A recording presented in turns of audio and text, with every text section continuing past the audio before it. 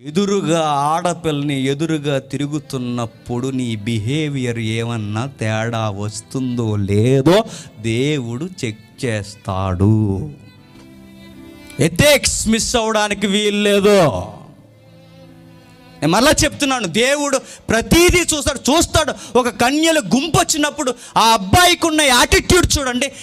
ఏం పనుందో, ఏ ఇన్ఫర్మేషన్ కావాలో అంతవరకే మాట్లాడాలి తప్ప బిల్డప్లు ఇవ్వలేదట అక్కడ.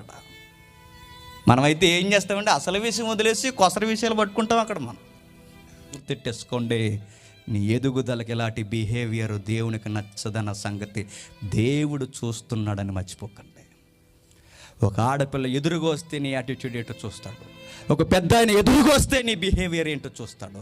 మీ తండ్రి పట్ల నీ వైఖరి ఏంటో దేవుడు, ఇవన్నీ కొలతలు దేవుడు ఖచ్చితంగా చూస్తాడు.